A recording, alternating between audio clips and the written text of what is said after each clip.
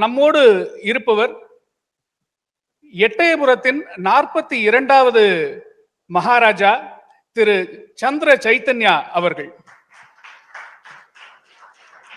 Culturally, Ettayapuram kingdom was very important to Tamil culture. Yes, definitely. Tell us about that. Contributed to Muttamil, as I say, all three forms, Iyalisai Nadagam, all three we have contributed to. And I'm proud to say that, I'm still trying to stay in touch with those roots and keep connected with the people who are involved in those art forms to help promote them. My role as one of my roles as a preservationist is not just to do with the buildings and the artifacts, but also the people who are involved in those art forms. Like a lot of art forms would die if people are not giving it its due importance. So helping to identify such artisans and having their art form shown to the people and help preserve that is one of the most important things I feel I should do. So yeah. When we talk about Ettayapuram, Bharatiyar is the first name comes definitely to everybody's mind. Yes, definitely. So what was the connection between Bharatiyar and your family? How it started?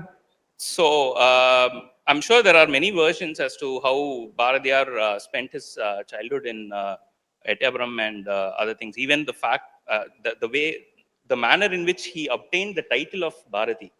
So, but the story that has come down through the generations in my family. Subramanyam became Bharatiyar because of Ettayapuram family. Yes. Yeah. So the verbatim story that has been passed down through generations in my family is that at that time, my great-great-grandfather, who was a great proponent of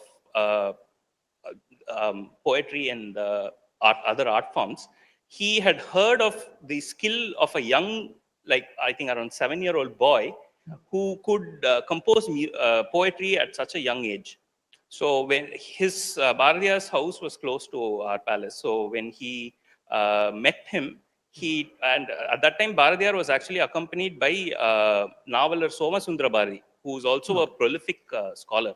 So they were both youngsters at that time. They were playing in the palace grounds, and my great-great-grandfather met him and asked him, நீங்க ரொம்ப இது கவிதையெல்லாம் இது பண்ணுவீங்கன்னு கவிதையெல்லாம் எழுதுவீங்கன்னு கேள்விப்பட்டேனே, நீங்க வந்து ஒரு 2 கவிதை எனக்கு பாடுங்க அப்படின்னு when he said, they immediately composed a poem on the spot. And on the spot. Yes, and when he heard it, he was so impressed. He said, நீங்க பாரதி, நீங்க 2 பேரும் Bharathi. Somasundra Bharati, to his very end, always used the title of Somasundra Bharati. Bharatiyar, yeah. Yeah, so this is the story that has been told to us over generations. Okay, so it is not one but given to 2 persons. Yes, actually. At that moment. At that moment, it was given to both at the same time. And also, like Bharatiyar had spent his young age in Varanasi, as you know. And it was one of my ancestors who had traveled to the Delhi Darbar at the time. On his way back, he came through Varanasi, and there when he met Bharatiyar, he insisted that Bharatiyar should return back to Ettayapuram with him and take an honored position in the Ettayapuram court. And that is how Bharatiyar returned to Tamil Nadu at that time. So when we talk about the legacy of Ettayapuram, apart from the British history, it dates back to 1,000 years, actually. Yes, 1,200 years. Yeah. So tell us about that. So we take our origin from the year 803, actually, from Chandragiri, which is close to Tirupati, actually. Okay. And we had spent our early years with the Vijayanagar Empire and then the Pandya Rajas and so on. And we moved slowly southwards. So that's why it is very important, because it was the end of the Chola dynasty. Yes. And slowly the other dynasties are taking up. Yeah. And your family was in Sankagiri at that time. Yes, at that time. And slowly over the years, they decided to move down south. And as they moved more into the Pandya territories, they formed a very close relationship with the Pandya kings at the time. And so we had fought many wars alongside the Pandya kings.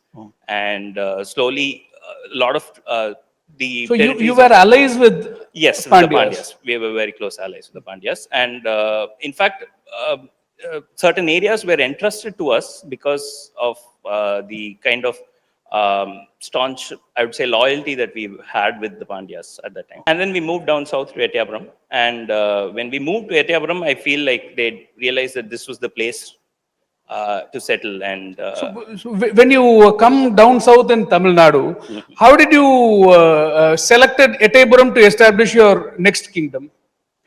um, so there are a couple of Why Ettaiyapuram was selected to establish the kingdom? So there's a couple of stories, I would say, with regard to why this.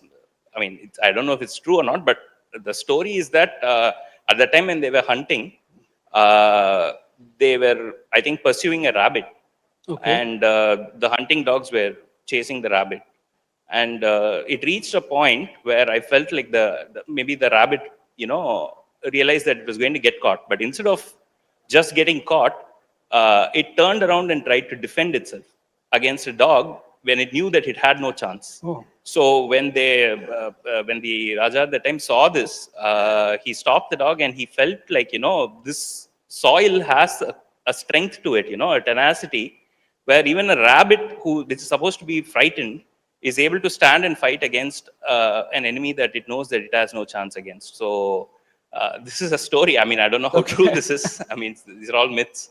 But I would say historically, the aspect is that there was a well over there which had a reputation of never being dry. Okay. So during the time, water was always water was the main reason. Water The was water always, resources. Yes, water was always a scarcity. So when they realized that a well is something this could sustain the people who have migrated with them, they felt secure that this would be a good place to put down roots. Okay. And this all happened in the year 1567.